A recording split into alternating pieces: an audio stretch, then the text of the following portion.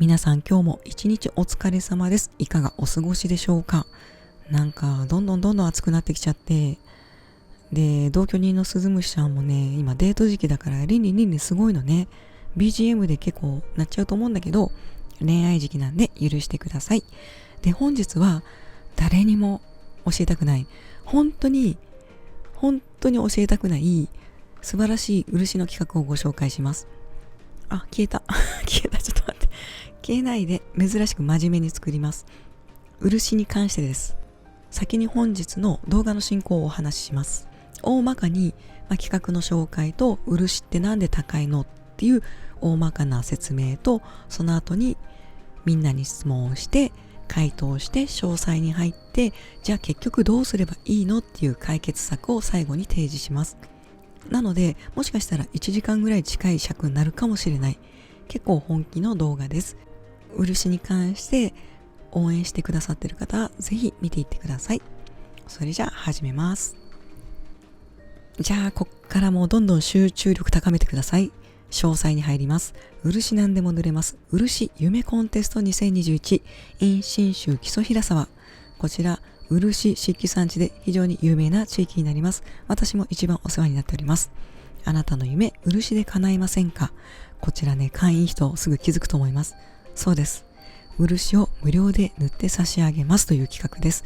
時価数万から数十万ですね。長野県塩尻市南部木曽の山間に佇む平沢地区、こちらね非常に有名で、もう本当に素敵な場所で、この YouTube の動画はおとなしで後でみんなで一緒に見ましょう。使い続けることで美しさを増す基礎漆器。このね本当に漆の真髄なんですよ。分業制のとこ増えちゃったんですけど、基礎漆器は下塗りから上塗りまで一貫して行う職人さんが残っていて、他の地域でも稀にいらっしゃるんですけど、そうすると修繕が得意なんですね。何層も何層もレイヤーになっている漆器を修繕するって結構プロフェッショナルな仕事になるので、その点で私はかなり信頼を置いております。経済産業大臣指定伝統工芸品定められてますね。染め分け、ろいろ塗るし、ろは輝くとか艶出しの意味ですね。基礎春景に基礎追種、この辺詳しく説明したいんですけど2時間超えになるので省かせていただきます。イベント概要、これ大事ですよ。あなたが漆で塗ってほしいものを教えてください。もう応募条件これだけです。あなたが漆で塗ってほしいものを伝えれば、それがもう応募要件満たしてます。ものはあなたがすでに今持っているもの、もしくはこれから作ってみたいもの、アイディアでも構いません。塗ってほしい理由とエピソードや思い出を添えて応募してくださいと。なので漆好きだから塗ってっていう理由じゃダメですよ。こういう理由でこういう気持ちがあるからぜひ塗ってほしいっていう、そういう熱い思いをオタクらしくお伝えください。で、応募完成までの流れですね。エントリーの仕方、郵送、ウェブサイト持参の3つの方法があります。こちらの郵送はお孫さんなど応募用紙ダウンロードしていただいて、紙にして写真くっつけて送ってください。おじいちゃんおばあちゃんじゃなくても若い衆でももしかしたら紙ベースの方がいっぱい文章書けるし写真も添付できるので思いは伝わりやすいかもしれない。そしてウェブサイトはこちらエントリー画面があるので後で一緒に見ましょう。写真も貼り付けられます。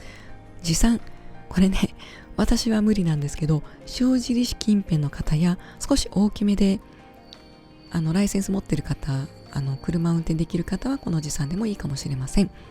応募締め切りが2021年9月25日土曜日。結構すぐですよ。もう8月入るので2ヶ月あるかどうかぐらいですね。審査会2021年10月初旬を予定しています。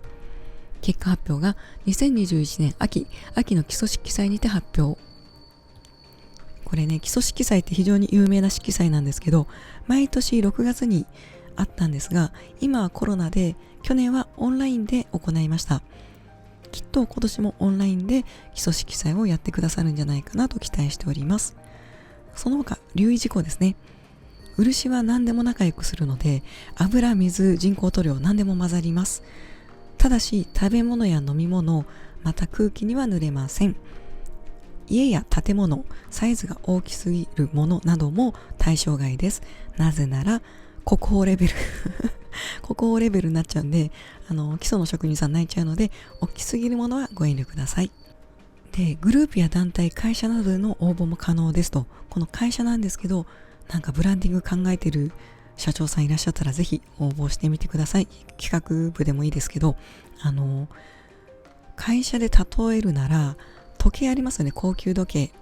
高級時計の文字盤、ネジネジの部分をリューズって言うんですけど、そこに漆を施したり、また、どこだったっけな、フェンダーだったっけ、ギターとか、あと車、最近だとハーレー・ダビッドソンにも塗ってましたね。漆、そんな詳しくない方でも有名なのが長野オリンピックのメダルありますよね。銅、銀、金、すべてに漆が施してあったんですけど、そちらもこちらの職人さんのお仕事でした。なので、ぜひ、もう会社でも応募してみてください。当選者には実行委員会から連絡する場合がありますと、多分これはほぼ連絡あると思います。なぜなら、塗りの技法、あと、色、仕上がり、塗る部分、艶具合とかね、いろいろ決めなきゃいけないことがあるので、ほぼ連絡はあると思います。当選したものをご郵送いただく場合、郵送費などの費用は実行委員会で負担いたします。すごくないですか？普通こういう抽選ってこちら負担だったりもするんですけど、この郵送の費用も持ってくださるんで、もう小学生でも応募が可能ですね。じゃあエントリーフォームを見ていく前に、この企画をしたのは塩印観光協会塩印観光センターですね。住所と電話番号が記載してありますが、いたずら電話や塗ってほしいからって押しかけるのは NG ですよ。じゃあエントリー画面を見ていきましょう。もうこちら非常に安心するシンプルなフォームになってます。お名前とニックネーム、応募したいもの、写真の添付、大体の大きさ、住所、メールアドレス、電話番号。メッセージは漆が好きだからとかいう一文じゃなくて、なんで漆でトランスフォーマーなんで漆でトランスフォーマーしたいのか、ちゃんとオタクらしく詳しく説明してください。文具だけじゃなくていいんですよ。自分がこれ思い入れあって塗りたいっていうものであれば何でも応募が可能なので、ぜひ応募してみてください。こちらの漆埋めコンテストは Twitter、インスタ、YouTube にアカウントがあります。でね、見てみて、6フォロワーにいいねが6なの。つまりまだ漆界隈の人にもそんなに認知されてないんですよ。もう応募してみ、いいから応募してみ。本当にこの競争率、応募数まだまだ少ないから、で私のチャンネルの人数的にも絶対広まらないから絶対もう広まらないから、ダメ元で応募してみてください。もう自分の好きなもの、何かしら塗りたいものあると思うから、ぜひ応募してみてください。漆に興味を持ついい機会にもなるんでね。で、漆って通販でチューブで売られてたりするんですね。本物の漆も人工の漆も、また螺鈿に施す貝殻とかも結構簡単に手に入ります、日本では。ただプロとプロでない人の差はもう雲泥の差があるので、その中でもプロが手掛けてくださる企画で無料で施してくださるっていうもう神企画なので、もう本当にダメ元で応募してみてください。これ怒られちゃうかな。塩印観光協会のかっこいい動画があるので、おとなしで一緒に見ていきましょう。チャンネル登録者がまだいないので、ぜひ登録してあげてください。視聴回数20回。これね、私毎日見てるんですよ。ごめん、この10回ぐらい私で、今日もこの何テイクもしてるから、もう7、8回回してんのね。じゃあ行きましょう。ほら、27回、これ私ね、ほとんど。で、1が、これも私です。今見逃しちゃったかな？もう一回見る？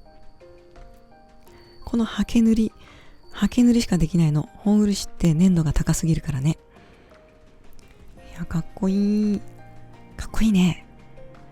これ、小杉取ってますね。漆は非常に貴重です。これはこしてます。不純物を取っています。この不純物取らないと乾いた時にひどいことになるので、この普通に塗ってるようでも、こう塗った時綺麗でも乾いた時に縮んだりだとか、プツプツができたりだとか、そこに腕の差が出ます。これは木曽平沢の光景です。いいな、いいとこ住んでるな。この環境も合ってんだよね、漆に。これが漆夢コンテストの動画です。ぜひ皆さん見てあげてください。以上が塩印木曽漆器の企画のご紹介でした。携わってる協会の皆さん、関係者の皆さん、職人の皆さん、ぜひ頑張ってください。応援してます。で、ここから先はそういったものに応募するからにはちょっと漆について見識深めときません？なんかね、漆の入門編ちょっと語りますので、ぜひ聞いてってください。消費者として、急に声を大きくするな。消費者として知っておいた方がいい漆の情報を少しずつ解説していきます。なんで大声で言ったんだろうね。まあいろんな思いがあるんだろうね。漆に詳しい人だったらピンとくると思います。じゃあやっていきましょう。話し始める前に大前提として、私は文献よりももう直に巧に聞いた内容を信じます。先人から受け継いできた巧の内容を信じます。なぜなら、そういった巧の方ってもう高齢化が著しく、また亡くなられた方も多く、文献に残す時間がない、そういうものに携わってますからね。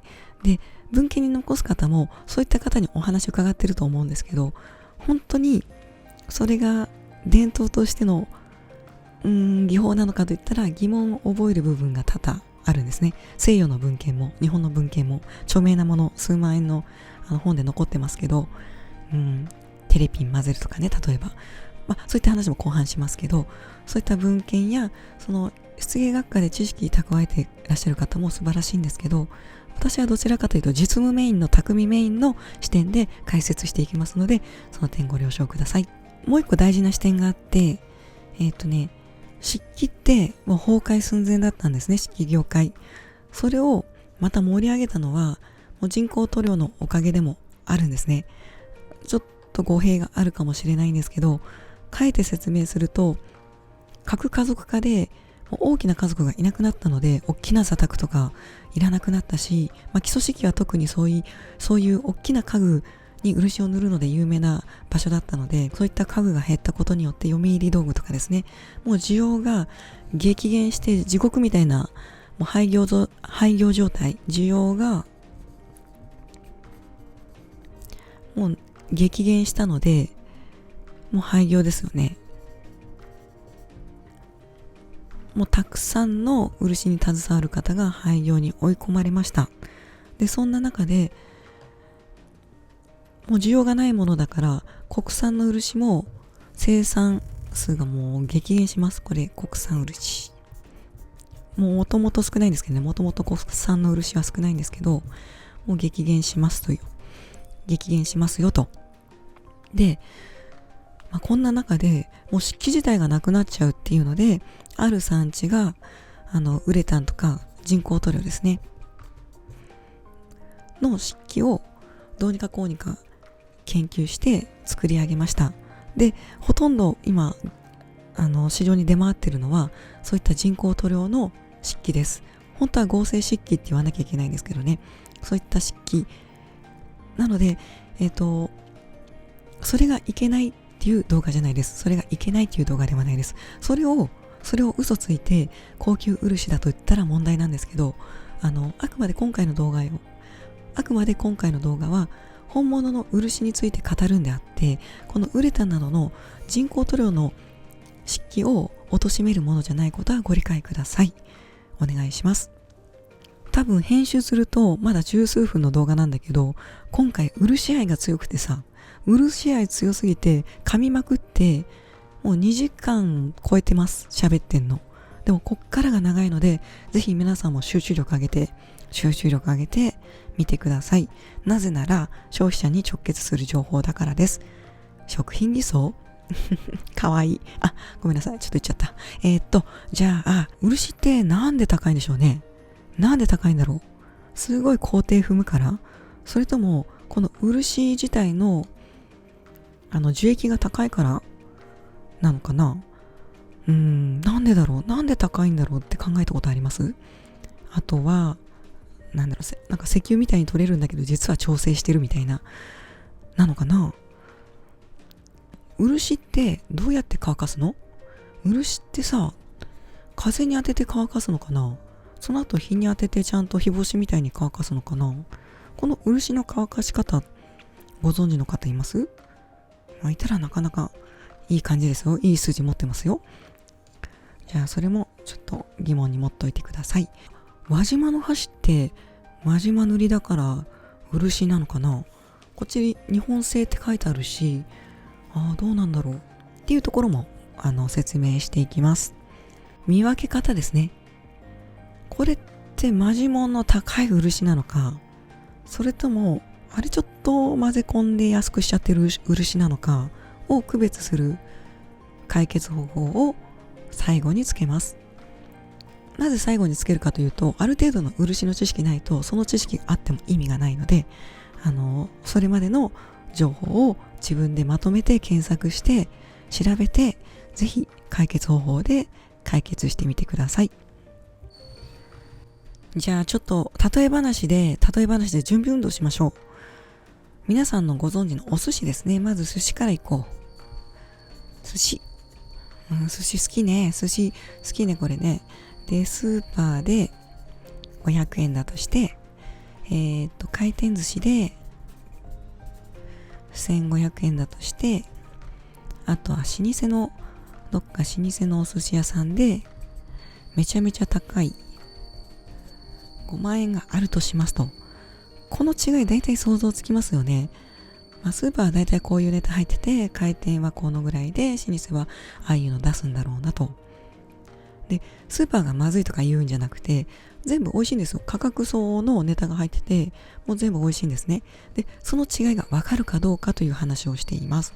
で、これはわかります。大体の方がわかると思います。大人だったら、ちょっと小学生で分かってたら、すごいお坊ちゃんだなと思うんですけど、このスーパーの500円と回転寿司のお寿司と老舗のこの5万円のお寿司と、大体こちらが機械化されてて海外産だったりして、大体この老舗のこの値段を出すと、日本の天然物だったりだとか、もうお米もいいものを使っていて、握り方ももうプロフェッショナルでっていう、そういった、値段相応のサービスが受けれますよと。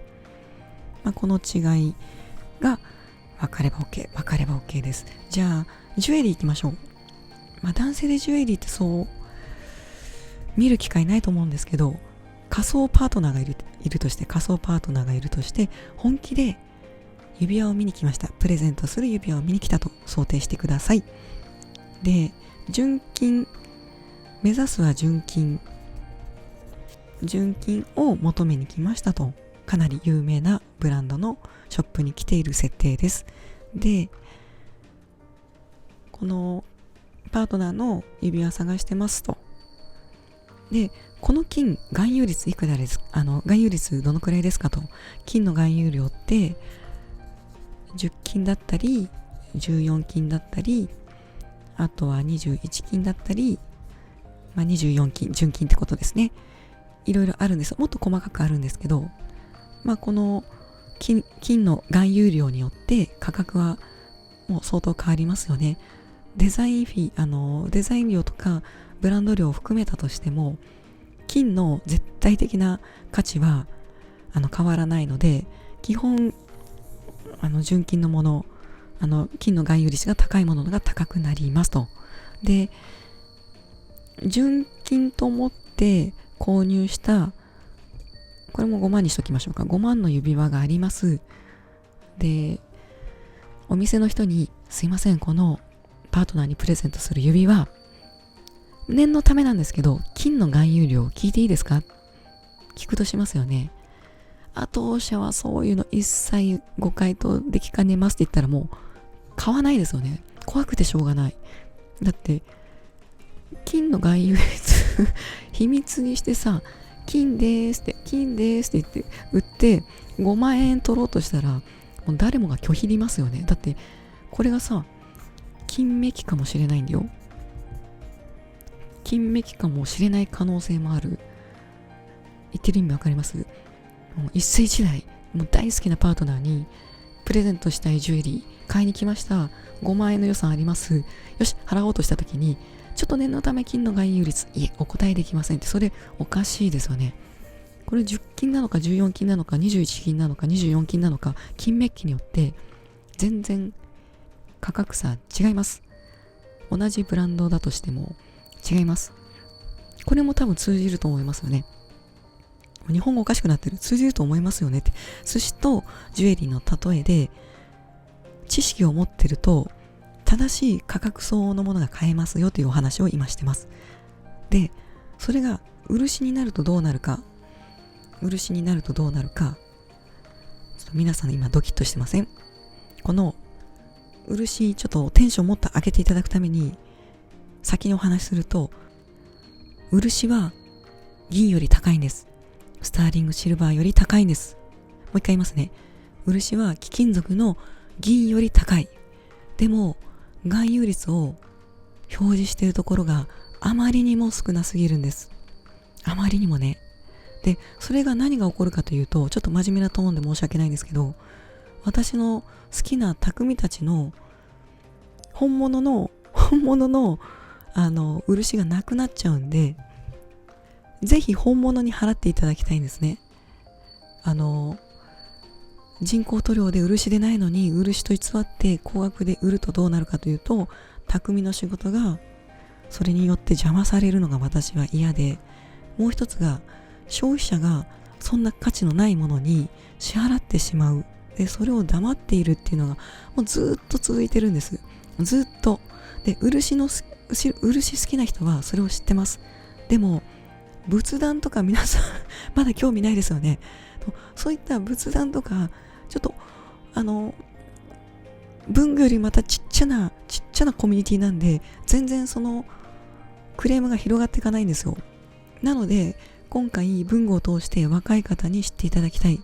私の祖父母でさえ正しい知識持ってないので、本当に正しい漆の知識はこれからの日本文化にも関わってくる。2018年無形文化遺産漆かき、そこから説明入っていきます。ぜひよろしくお願いします。こちらが素人ながらに漆の10の質問というアンケートをさせていただきました。お答えいただいた方、本当にありがとうございます。なんかいつものメンバーと、あと普段答えないよっていう方も書いていただきました。アンケートも読んでるんですけど、ちょっとそのアンケートに答える時間がなくてごめんなさい。今日はこの10の質問に答えたいと思います。じゃあやっていきましょう。1問3秒ぐらいかな。まず、輪島塗はすべて漆である、丸か×か。はい、1、2、3答えてくださいね。後でまとめて回答します。漆と表記されているものはすべて漆である、丸か×か。はい、1、2、3考える時間ないっていうね。漆器として売られている製品の本漆製の割合は、本漆99で人工塗料1なのか、本漆50で人工塗料50なのか、本漆1で人工塗料99なのか。はい、1、2、3と。ちょっとね、ここは細かすぎたかな。もうちょっと簡単でよかったかな。日本の各名産地の老舗に置かれている漆器は日本産漆なので安心して購入していい。日本の各名産地の老舗に置かれている漆器は日本産漆なので安心して購入していい。丸か×か。漆は貴金属と比べると安い。漆は貴金属と比べると安い。さっき言いましたね。丸か×か。漆は塗った後で水分を飛ばして乾燥させる。漆は塗った後で水分を飛ばして乾燥させる。丸か×か。1、2、3。漆は塗りの後で天日干しするといい。天日干しっていうのは太陽の光の下でこう干物みたいに干すってことですね。丸か×か。艶出しに油を混ぜた漆も本漆である。艶出しに油を混ぜた漆も本漆である。こちらの回答もあくまで匠側によります。匠側によった私の回答になります。精製漆を使う職人がいるが、本来木漆を使うべきだ。これちょっと専門用語かな。先生じゃない、精製漆を使う職人がいるが、本来、生の漆と書いて生漆ですね。生漆を使うべきだ。丸か×か。1、2、3。映るダメですよ。なんかノートに書いてね、ノートに。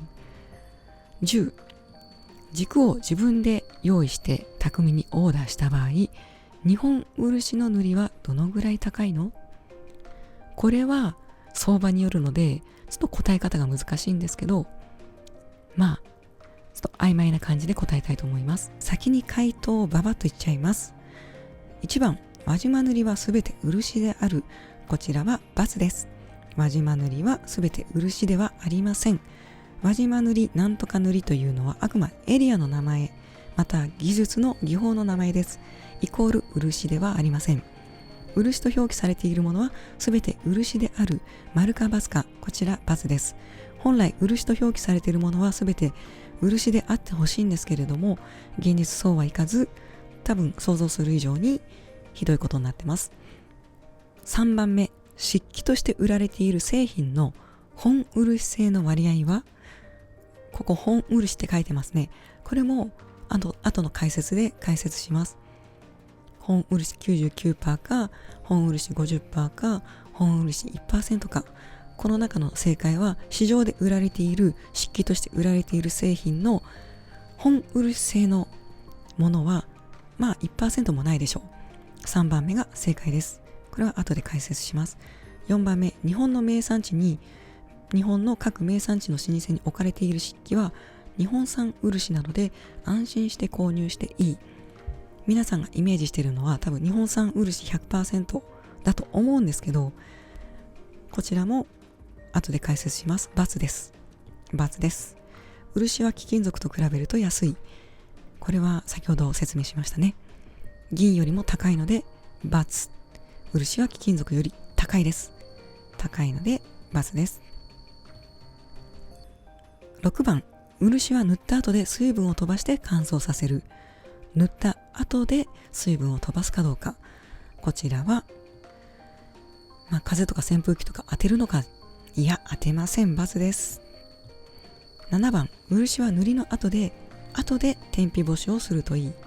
丸か×か。こちらご存知の方いらっしゃいましたね。漆は塗りの後で天日干しするといい。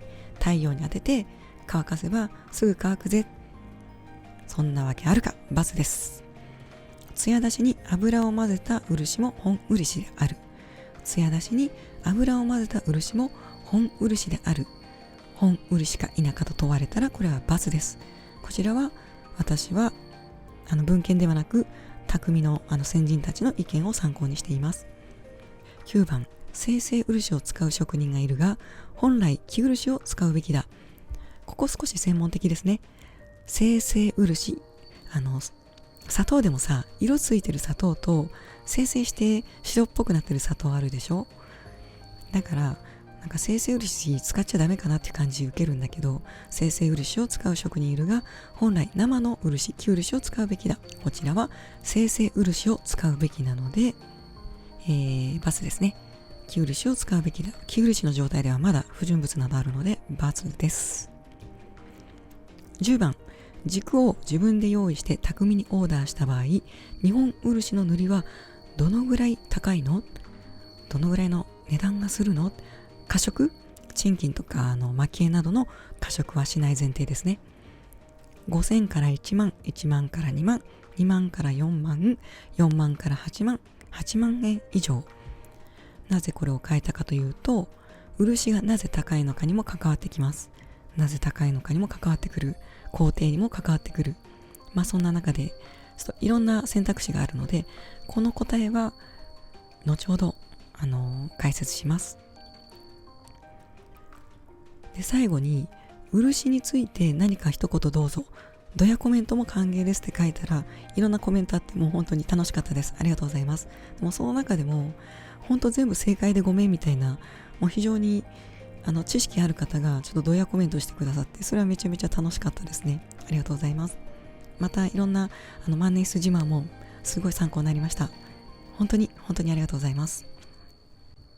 じゃあ1問目からやっていきましょう。第1問、輪島塗はすべて漆である。輪島塗はすべて漆である。こちらは×です。輪島塗は技法とかエリアの名前なので、イコール漆ではないからです。なので、×になりますね。40% の方が正解です。結構正解率高いなと個人的には思いました。で、この輪島塗、さっきお箸をお見せしたと思うんですけど、輪島箸ですね。輪島箸で日本製です。これどうやって見分けるのって、まず一番に値段で見分けられるんですけど、後ろを見ると口に含めるのとか肌に触るのって家庭用品品質表示法っていうのがあるんですね。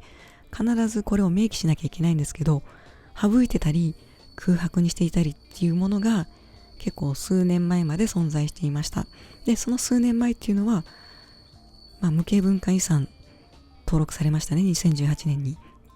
で、国宝とか文化財も日本産漆でどんどん塗り替えていきましょうっていう、やっと数年前動き出したんですよ。なので、それまでの表記って結構ずさんです。品名が合成漆器。なぜなら、本漆で塗ってないから、人工塗料で塗ってるから、そういう場合は合成漆器です。素地が天然。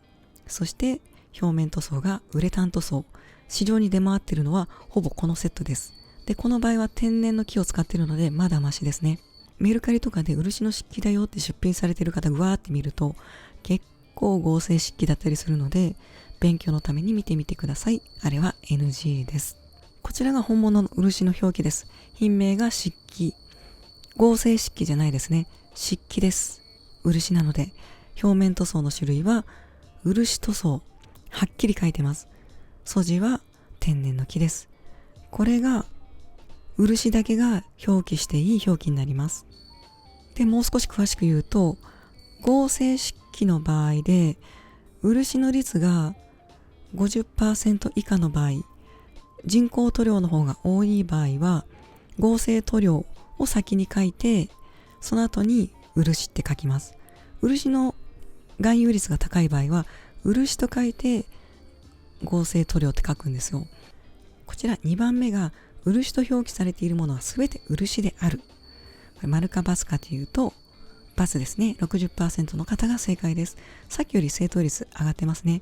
1番目とちょっと被るんですけど、漆として表記して文具界隈でもそうですけど売られてますよね。でもそれ本当に漆かっていうと漆じゃない場合もあるんですね。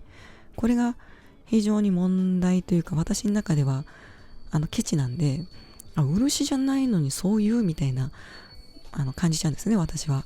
で、本来漆は漆を使ってるべきなんだけど、漆と書いてウレタン塗装でもバレない、また漆一滴垂らしただけでも漆と表記していい、3割でもいい、そういった時代が数年前まであって、今もあるんですけど今もあるんだけど、無形文化遺産になってから結構本腰を入れ始めてるので、漆と表記してその詳細書いてないところはお気をつけください。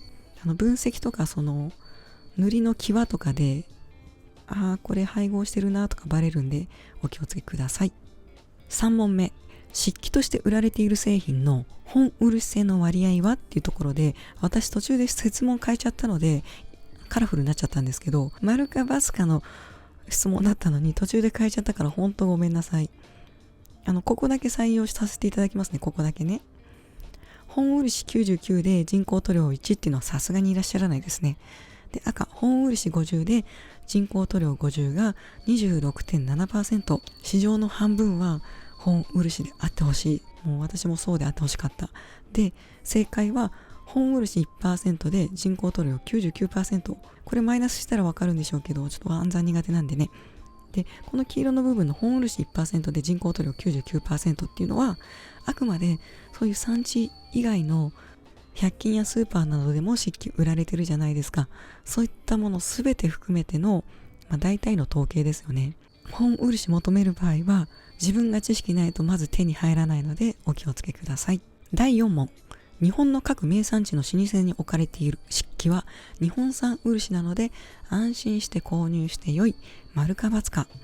これ難しいですね。答えは×、53.3% の方が正解です。日本産漆ってわざわざ書いたのは、日本産漆の何かを手に入れる場合は、自分にその知識がなかったらまず手に入りません。ここ何度も言うね。これ手頃な漆器だわ。無理です。もう大体中国産です。中国産の漆が日本で使われている 97%、98%、99%、人によってまた数値変わるんですけど、約 97% の漆が中国産で、3% 以下が日本産になります。日本産漆は非常に高価。このスプーンは関係ないんですけど、途中まで仕上げる、あとは上塗りだけっていう状態で仕上げた中国のものを仕入れて、この上塗りだけ日本産を塗るとかいう老舗も多いです。もう生き残るためにはしょうがないので、きちんとはっきり言ってほしいところではあります。消費者としては品質表示を隠すんじゃなくて、その辺はっきりしていただきたいなとは思います。それを国内再加工品と言います。国内再加工品ね。再び国内で再びペトってつけて売るので、漆に限ったことじゃないんですけどね、ある程度までのものを仕入れて日本でやると日本産になるって、あるあるのやり方なんですけど、漆の業界でもそれは当てはまります。なので正解は、老舗に置かれている漆器には人工塗料もあるし、中国産漆もあるし、日本産漆もあるということです。そして広告費にお金かけてる大きめなところは比較的人工塗料の漆器が多いと思ってください。5番目、漆は貴金属と比べると安い。こちらは初めの方に言いましたが、銀よりも高いです。金より安く、銀より高い。スターリングシルバーより高いです。1kg ね。それはあくまで浄法寺漆などの、浄法寺漆っていうのは岩手で取れる漆、約日本産の7割がそこで取ります。他には会津とか和歌山とかいろいろ京都とか取れる場所はあるんですけれども、日本産の漆は使われている漆の約3% 以下なので、なぜかというと全然取れないって言ったら語弊があるんですけど、漆の木自体も少ないし、漆かきという取る漆を書く作業の専門の職人さんがいらっしゃるんです。漆かきですね。無形文化遺産にも登録されています。2018年。その漆かきさんも名前があるんですけど、その漆かきさんの名前もたどれるとより正確にこれは本漆だなということがわかるんですけど、それは余談で、なぜ高いかを少し深掘りしますね。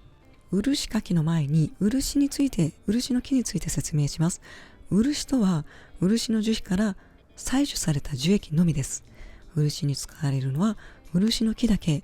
漆科の植物はいくつもあれど、漆として使っていいのは漆の木の樹液のみになります。こちら師匠の写真をお借りしますけど、これ苗木ね。この苗木がどの程度育つかというと、10年以上、十数年かかります。十数年かかって、これだけ幹の太い漆の木になります。そしたら、ここの樹皮に傷をつけるんですね。ギーって傷をつけると、ほんの少しジュワーって樹液が出るんです。メープルシロップみたいにダーって出ませんよ。この傷をつけたこのぐらいの細さの傷からほんの数滴の漆が出てきます。それをヘラでこそぎ取って、壺にヘラでこうやってこすり取るんですけど、もう本当に取れないのね。映像を使ったらちょっと怒られるかもしれないけど、怒られたら差し替えます。この漆かきの映像10秒ほど入れますね。見てください。こちら漆かきの映像です。漆かきの職人は国内にも数十人しかいらっしゃいません。そして傷をつけてヘラでこそぎ取って、もう数滴ずつ溜めていきます。大人の漆の木、こっから取れる量はたったの 200ml です。たったの 200ml。まずこの時点で高いことがお分かりいただけたと思います。そしてこの十数年かけて育てた漆の木は、漆をかいたら伐採します。これを殺しかきと言います。木を殺すんでね。なので再利用とかできないんですよ。十数年かけて育てて、200ミリ、たった200ミリの取って伐採です。なので圧倒的に量が足りないわけですね。こちらも画像をお借りしているんですけれども、ここからですよね。まず木地師っていう方がいらっしゃるんですけれども、木を何年も乾燥させます。これはね、日本人らしい。中国だと乾きが不十分でよく割れちゃったりするんですけど、日本の木工家の方はよく乾かします。木地師の方もそうですね。で、生地を作って、この生地作るのも塗りの職人さんがやる方もいらっしゃいます。本当に数える程度ですけど、でその後布着せとか高い部類の漆器ですね、こういった地固めとかして、これだけ工程あるんですね。これだけ工程あって、かつ本漆で、数万円で仕上げるんですね。そして大体文具界隈の工程といったら中塗り、研ぎ、上塗りぐらいなので、この多くても3つかそこらこの1つぐらいかな。で上塗りも何度もやるけど、大体2、3回レイヤー2、3回ぐらいで、でもそれが少ないとか多いとかじゃなくて、10何回塗ればいいとかいう回数の問題じゃないので、職人さんの腕にもよります。でも大体こういった漆器と違って工程は非常に少ないですよと。この後に過色があるんですけどね、この後に過色はあります。過色はありますが、比較的私はベースを重視する人間なので、本当に質のいい寿司、例えば寿司の魚沼産使ってんのかなとか、カリフォルニア米とかタイ米とか混ぜてないかなとか、そのネタ自体が本当に品質いいものかどうかっていう方を気にするので、その後の過色は私は興味ないんですね。こっちのベースをいかに品質よく仕上げてるかっていうのを私は非常に気にするタイプです。はい、出ました。今回の質問の中でも結構面白いですよ。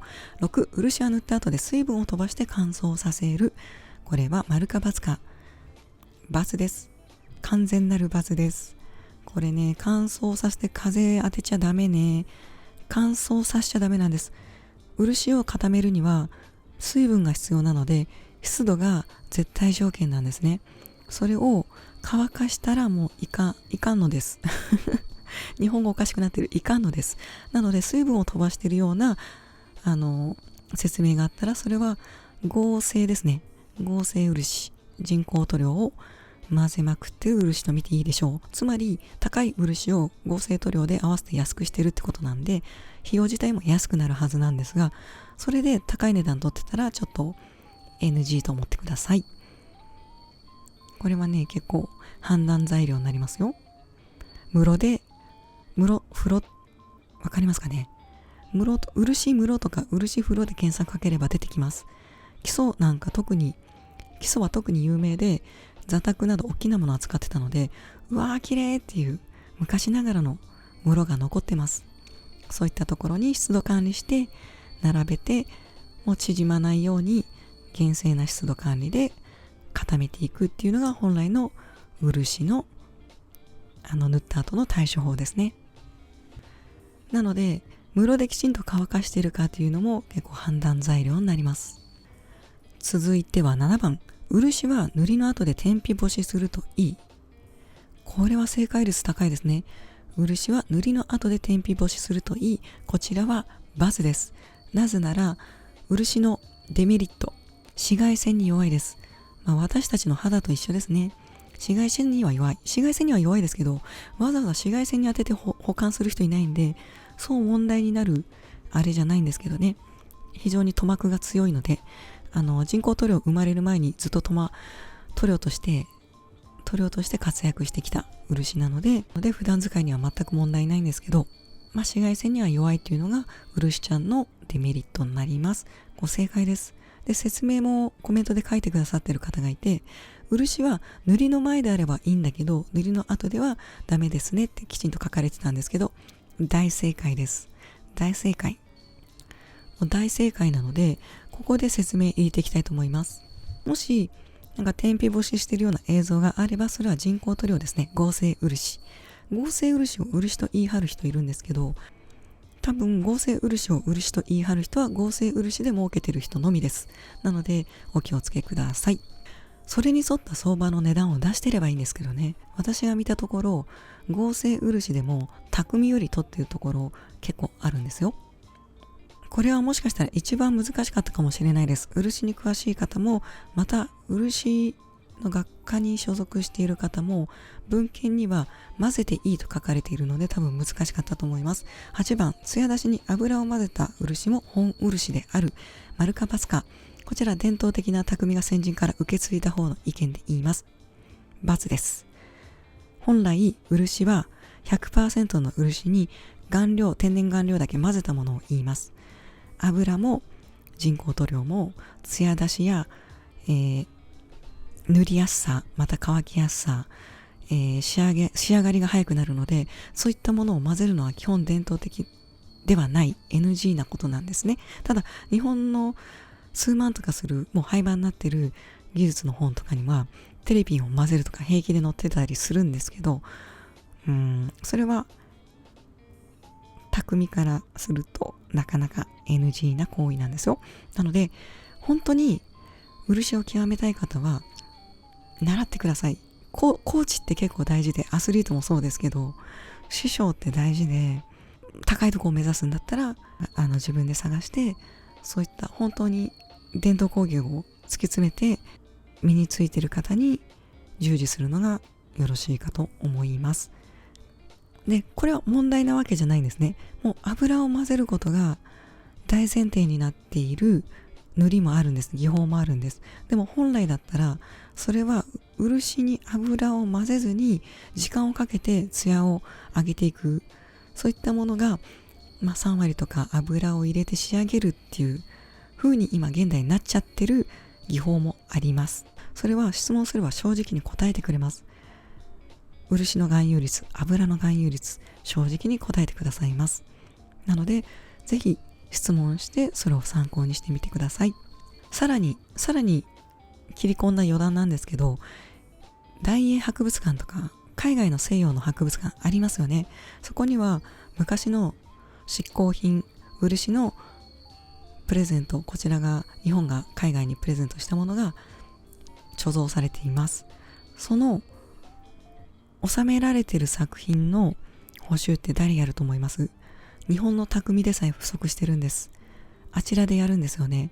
で、その際に編み出されたのが漆に人工塗料をちょっと混ぜるってことです。そうすることで合理性や効率性が上がります。綺麗に仕上がります。修繕ってそんな甘くないんですよ。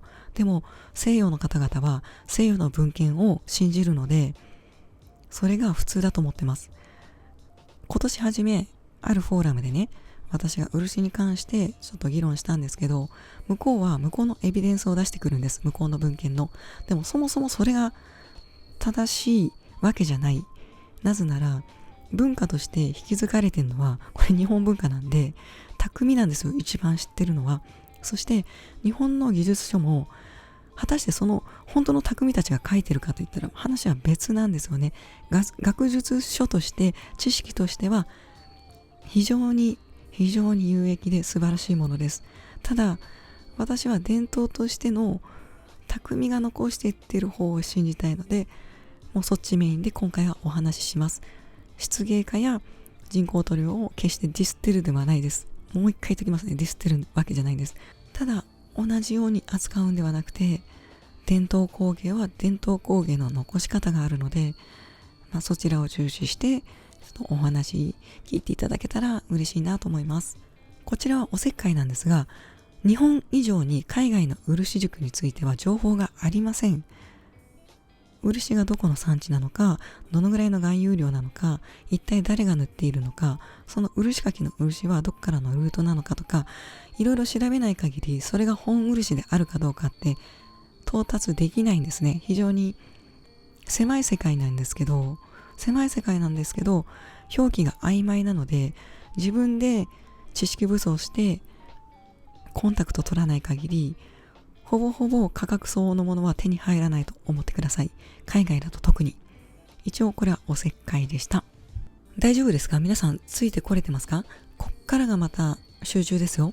9、生成漆を使う職人がいるが、本来木漆を使うべきだ。このね、生漆って生だから良さそうに見えるんだけど、こちら正解は×です。×。生漆ではなく精製漆を使うべきです。砂糖だとさ、色ついてる方が多いそうじゃん。で、精製して白っぽい方がなんかやばそうな感じするんだけど、そうじゃなくて漆の場合は精製漆をしないと本当に上塗りで使い物にならないので、生漆で使ってらっしゃる方は基本多分漆についてほとんど詳しくない方、アマチュア漆芸家とか趣味で作ってらっしゃる方だと思います。生漆は下塗りや中塗りで使う程度で、上塗りでは絶対使わない。なぜなら不純物が多々残ってるから。で、不純物がなぜ多々残ってるかというと、樹液ありますよね。樹液を取ります。さっき説明した漆の木引っかいて樹液取ります。それ粗み漆。いっぱい不純物混ざってる。で、それをちょっと簡単にこします。生漆になります。それが生漆。それをより洗練された形にする。なんか混ぜるとかじゃなくて、水分が多すぎるので、水分を飛ばして、ゴム質とか、いろんな成分が入ってるんですけど、漆オールとか、ラッカーゼとか、そういった成分を均一化する、混ぜ混ぜするのを、精製漆と言います。混ぜ混ぜしたのを精製漆と言います。なので、ここでもまた判断つきますよね。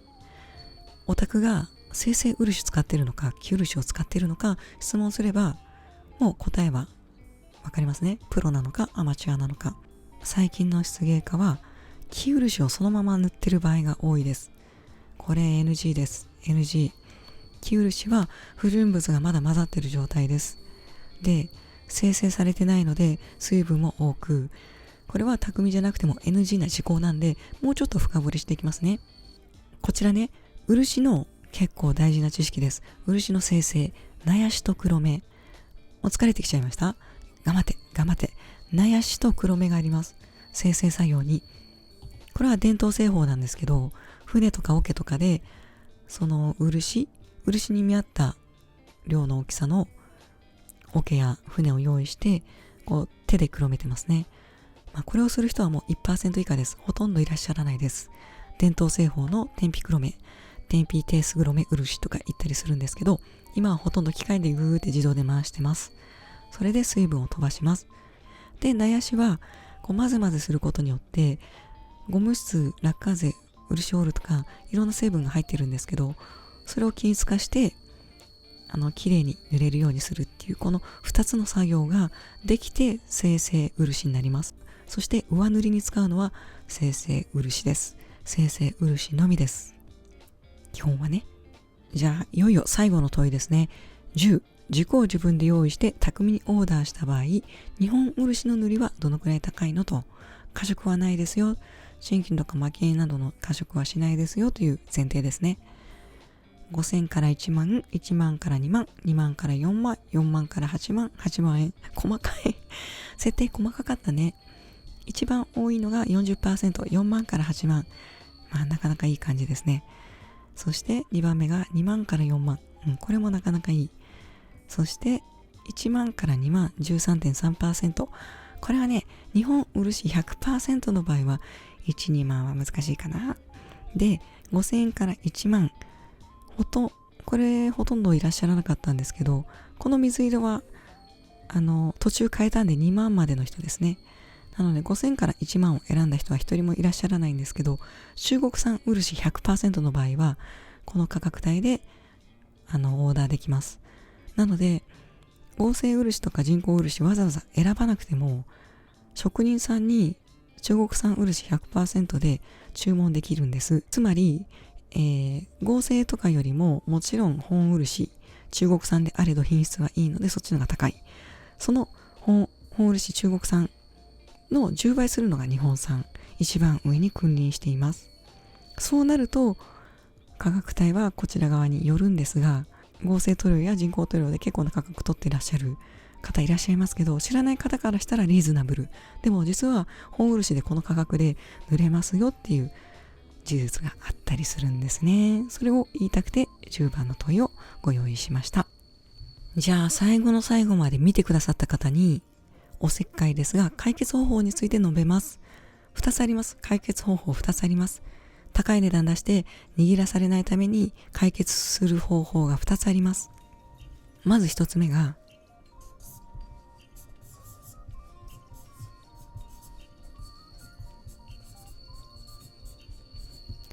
お問い合わせです。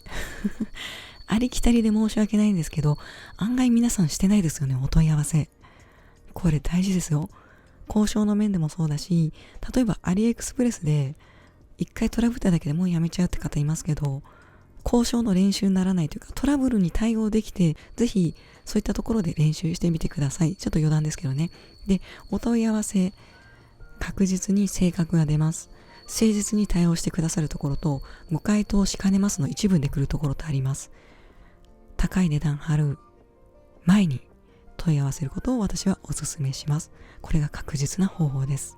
で、そのお問い合わせ内容があまりに曖昧な場合は、ちょっとやめといた方がいいかもしれない。で、2つ目。ちょ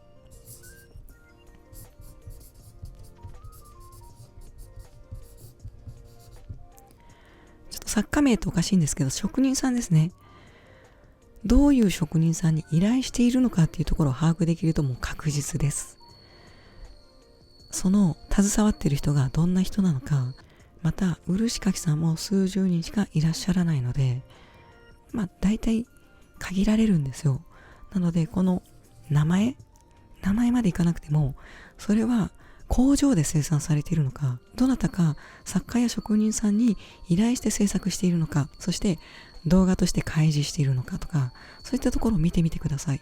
おかしいな、軸とか2部とかすごい詳しくページで書いてて、すごい詳しく動画で載っているのに、あれ、漆に関して全然情報ないぞって気づく部分、簡易方はいらっしゃるかもしれない。私はこれ以上詳しく言えないんですけどね。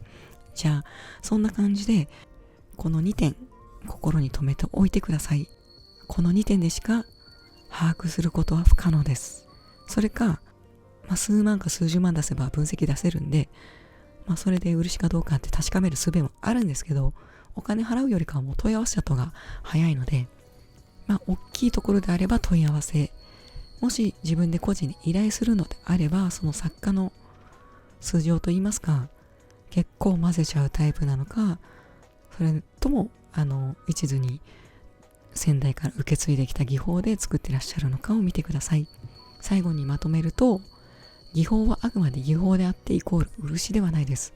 特に分業している場合はそのレイヤーがわかんないので、その分たらい回しにされて修繕やそのオーダー品に多額のお金がかかる場合が多々あります。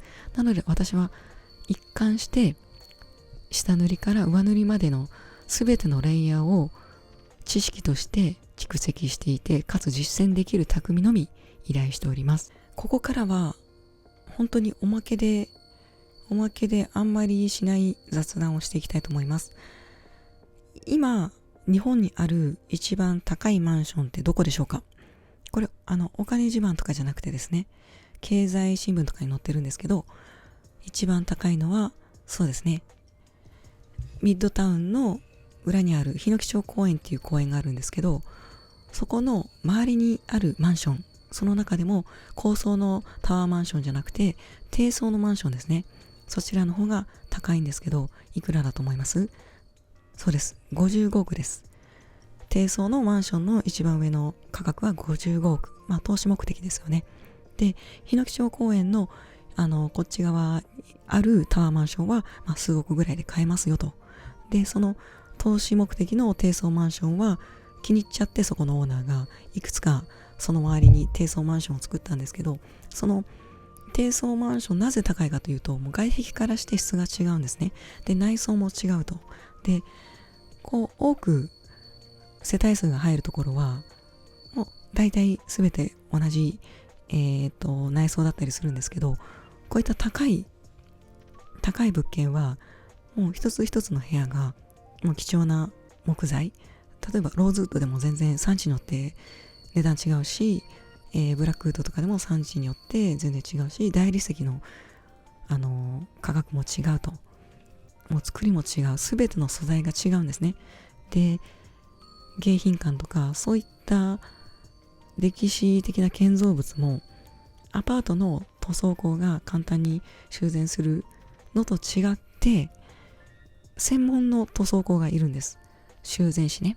そういった方がよく言うのは、そういった現場、例えば迎賓館で修繕する場合に、傷がついてるところを傷広げに来るのがまずですね。学生引き連れて、これはこう修繕するんだよって傷口広げて去っていくんですけど、そうするとそのプロのそういったもう高価格帯専門の、修繕士がそこを全部また掘り削ってレイヤーを見なきゃいけない。とにかくレイヤーを見て、もう本当にその素材とかを見て、パテ塗って上色塗っておしまいじゃないから、もう大理石でも鏡でも何でも直せって言ったら直せるんですね、その人。非常に尊敬してるんですけど、もう塗るのってカベコの回で言いましたけど、塗装って本当にもうピンからキリまであるんですね、技術が。で、ごめんなさい。今は72億の原宿のマンションが一番最高額になってるはずですね。なぜその話をしたかというと、サイゼリアと今身近にある自分たちの文化財並みの建築の内部って確実に違いますよね。重厚感が。そんな感じで、サイゼリアの内装の修繕と、そういった迎賓館や何十億とするマンションの内部の修繕って全く違うんです。全く違うの。何が言いたいかというと、その奥自慢じゃなくて、これウレタンなんですけど、使い捨てのウレタン塗装レンチンできるし、便利なんです。紫外線にも強い。で、本漆は紫外線に弱いけど、ほぼほぼ普段使い問題ないんですね。修繕ってそれだけ腕が求められるんです。塗って販売して修繕できませんからっていう文言のショップ見ますけど、ありえない。修繕できてこそ、私一流っていう感覚があるので、なぜなら直せないから一流じゃないとその傷の深さから見て、どんなレイヤーで昔その主が仕上げてたかっていうのを判断できないので、修繕って一番難しいんです。難しいの。しかも思い出の品とか総特化しなくても、そこの箇所だけ直せばそれを長く使える。これが漆器の良さであり、その質の高いものの良さであるんですね。長く使えるっていうのが、そういった質の高いものの良さであるんです。これはウレタン樹脂なんですけど、使い捨てプラスチックでウレタン塗装して安い数百円のものなんですけれども、これももちろんいいんですよ。バカにしてるんじゃないです。いいんです。使い捨てでレンチンもできる。でもこういったものはもう代々受け継がれていくんですよ。何度も使える。そしてもう質感が全然違います。全然違う。で、身近にいろんな地域の方がいらっしゃると思うので、身近に漆器産地がなかったりだとか、漆塾が売ってなかったりだとかっていう地域たくさんあると思うんです。そういった中でおすすめなのが急におすすめしだすんですけど、これ両方とも本漆です。100% です。こちらがスプーンで、こちら何だと思います？弁当が高すぎて買えないんで中敷きだけくださいって言ったもう上房印の中敷きです。ウケるよね。すごくない？日本産漆のお弁当の中敷き持ってます。これが500円なんですよ。こういうのを買って触って確かめてみてください。もう一回のマック代ケチって、こういった本場のところから一番安いのくださいって言って仕入れてみてください。仕入れてみてじゃなくて購入してみてください。そうすると本物の漆の質感がわかると思います。本物の漆のね。で、こう見ると、この光がさ、シルキーなのわかります？光がちょっとシルクのベールをまとったようなこの柔らかい光。これが本漆の特徴です。で、変なもの映ったら嫌なんだけど、このテカテカしたもうすごいきつい反射をするのが人工塗料が混ざってる、もしくはウレタンだったりします。じゃあいくつか何枚かここに比較の画像載せますね。比較の画像。これだけ光の具合が違います。で、なぜ艶消しかというと、私たちが使っていって艶を出してほしいっていう職人の思いがこもってます。職人の思いが。なので、ロイロ仕上げであっても完全に磨き切ることは珍しいです。なぜなら、各々が磨き上げてほしいから。これは生軸と一緒で、黒柿とか今人気ですけど、もう油は塗らないでくださいね。オイルは塗らないでください、生軸に。もう結構人間の手って油あるので、それで十分です。十分なのね。で、まず漆に関してもそうだし、木に関しても欅とかヒノキとか、そういった知識も興味あれば検索してみてください。もうジンハオの基軸でね、もっと詳しく説明するはずなんですけど、ちょっと伸ばしになってます。もういっか、もう長いもんね。長いからもうとことん長くしよう。で、こちらが輪島橋。輪島塗りとは書いてないんですけど、動画じゃわかんないかもしれないんですけど、カサカサで、全く質感は違います。この仕上げ方も違うんですけど、もうこの光り方とか、ここにも書いてるね。偉い。ここにも書いてる。品名、合成、漆器、ウレタン塗装、天然の木だよって。こんなね、豆に書いてるの珍しいですよ。で、ここに並んでるのでせっかくなんでご紹介します。すでに使ってるのでちょっと汚れは無視していただいて、こちらがためですね。ため塗り。最後にべっこう色してるんですけど、スキー漆ってべっこう色してるんですけど、この下地の色合いがこう出てくるっていうため塗りですね。ため塗りかっこいいよね。で、こちらが赤です。赤、めでたい赤になります。ほら、こちらの光もいい感じでしょ？ピカーってテカってないのね。ちなみにこれ全部浄法寺漆ですね。で、こちらがさっきの赤よりもちょっと渋い赤ですよね。こちらちょっと渋い赤。これが古代種になります。漆もいろんな色があるんですけど、漆は縄文時代9000年前からあります。ぜひ興味ある方は調べてみてください。こちらが九州の竹でできた卵体漆器というものですね。時々動画に出てきたと思うんですけど、100% 漆でないことはこのテカリ具合で確かです。でも気に入ってます。以上が漆の動画です。思った以上に長いでしょう。これでもね、入門なんだよ。ついてきた？ついてこれた？じゃあ、漆なんでも塗れます。漆夢コンテスト2021。もう知ってる人だけが得します。チャレンジしなきゃ取れるものも取れないですよ。ぜひトライしてみてください。そしてこの漆の大切さ、どれだけ貴重かっていうことが伝わればいいなと思います。そうするとなおさらこちらの職人さんたちに尊敬の念生まれませんか？じゃあそんな感じでぜひ楽しんでみてください。ワクワクの秋をお迎えください。次回は南部鉄器鈴木森久さん工房、森久工房のあるものをご紹介します。南部鉄器もね、最終段階漆使うんですよ。それじゃあまたおやすみなさん。じゃあね。寝よ。頑張った。じゃあね、おやすみなさい。